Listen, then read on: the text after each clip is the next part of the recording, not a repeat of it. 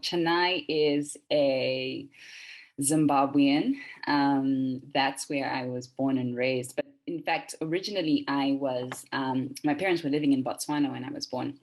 So I spent the first 10 years of my life in Gaborone and then finished high school in Zimbabwe. And then I studied my university degree. I have a master's in international relations at University of Witwatersrand in Johannesburg. And then I moved to Geneva. I lived in Switzerland, where I spent a couple of years at the World Trade Organization. And then I decided to do something a little uncharacteristic. I got offered a job in India.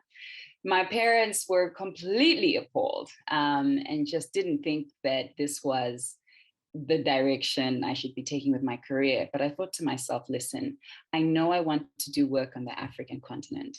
And what I want first before I engage, sort of in work within Africa is see what the developing country context is in other regions, right? So moved to India, lived in a city called Jaipur for about 3 years, had the best experience. And in so many ways, I mean, the work was amazing, but just the environment, the people, the language, the culture was really enriching. After that, after feeling like I'd kind of gotten what I'd gone there for, I moved to Zambia, where I was heading the cuts office there. And I did that for about 5 years. And now here I am at TJNA, working as the Policy Research and Advocacy Manager. What the ATAF Women in Tax Network does is try to address what really, since the beginning of time, has been such a male-dominated industry, right? And because it's been such a male-dominated industry, there's been inherent gender blindness, right? That has had significant negative effects on women, right? And so the ATAF, Women in Tax Network is trying to achieve two things, right? See the extent to which we can identify some of the systemic issues that exist in, I want to say, tax revenue authorities, but I think within the entire spectrum of tax policy making, right? Identify them and propose solutions, but also I think further than just at the institutional level, what I love about this network is that it's also intentional about trying to build individuals, right? There's a mentorship component to the African Tax and Women Network as well, which I think is so necessary. I mean, I've already started benefiting from mentorship from women who've been in this space for much longer than I. So I'm super, super excited about this. I think it is really going to shake up, this tax space in a way that it has needed to be, for a very, very long time. I think we need more African women speaking on these issues in these spaces, right? So that they can represent and reflect the contexts within which we live, right? So I think that was my first reason. But also secondly, like I mentioned, I also come from, TJNA is a civil society organization. I feel there's a need for there to be a variety of different actors that are part of this conversation, because each and every single one of us are contributing to the tax policy discussion, the tax policy narrative. So I saw both of those things as important, and the reason why I wanted to be a part of this. I think it's so important, to have women. And what I love about, the statistic you just mentioned, is you indicate that women occupy, just over 20% of executive positions. And that's important because it's not just about how many women are in tax administration institutions, right? Because that way then you start counting the secretaries and the clerks and, you know what I mean, and all of those things. And it needs to be more than that. You need to have them at the decision-making tables, right? So 24% indicates that even if you're saying, for example, we've got 50% women in our institution, how many women do you have sitting at the table making decisions, helping, catch that blind spot, right? And really influence what's coming out of those conversations. And so I think that's why it's so important. So what I would say to women, right, is take that opportunity that you may feel unqualified for. Because let me tell you something, the men are applying for those positions. Do you know what I mean? Whereas we're not, we're holding back. I would advise, I think, women that are thinking of entering into this tech space to take the leap, you know? So I've been working with Tax Justice Network Africa now for about a year.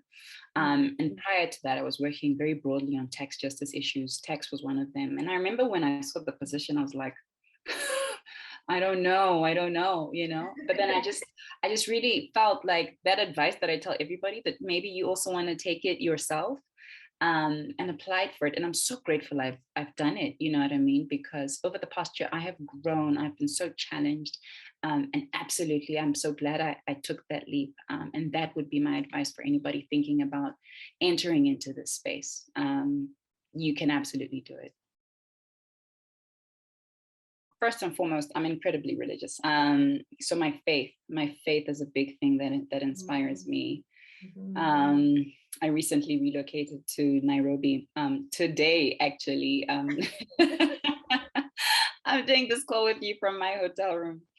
I remember I had come to Nairobi a couple of months ago.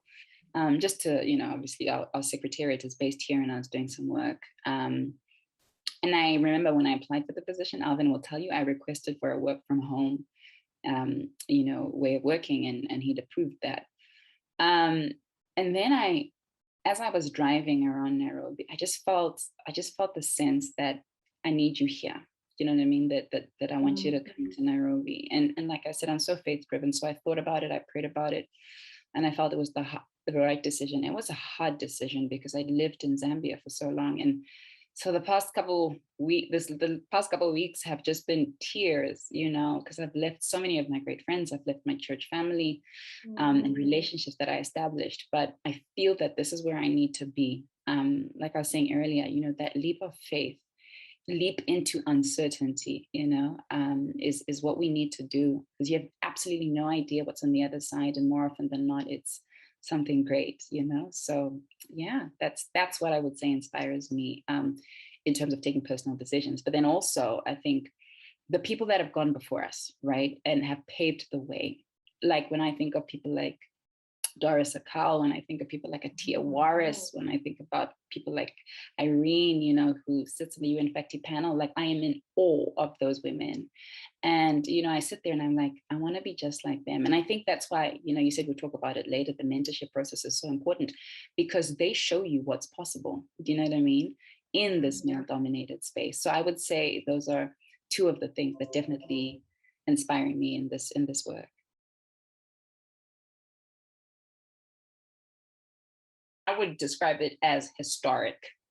I would describe it as groundbreaking. You know, I feel like it's so much needed. You know, some of the work that we do, for example, TJNA is a member of GATG, and every single year they run this campaign, right, where the hashtag, the theme is make taxes work for women, you know, and they're pushing for, listen, we need to ensure that there is recognition of the contribution that women are making when it comes to taxes, right, that women are represented, which is what this conversation is about, right, that we're reducing some of their unpaid care work, right? And we're redistributing it. Because when you think about it, Oxfam came out with the paper and they said, you know, women contribute almost 12.5 billion hours a year, right? In terms of unpaid care work. We are subsidizing the global economy, right? And if you were to put that in figures, right, that amounts to almost $10.8 trillion if you were to use sort of minimum wage that women are contributing to the global economy that's completely uncatered for, right?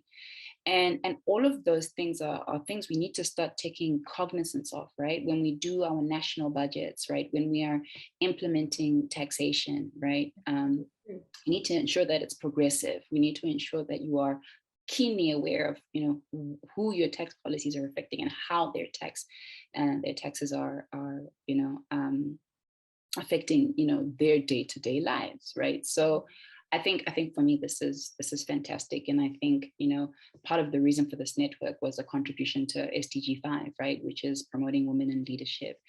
in order to achieve an equal future, post-COVID. Although some of us are still very much in the middle of COVID, but I definitely think this is a step in the right direction, and I'm excited to see what it becomes.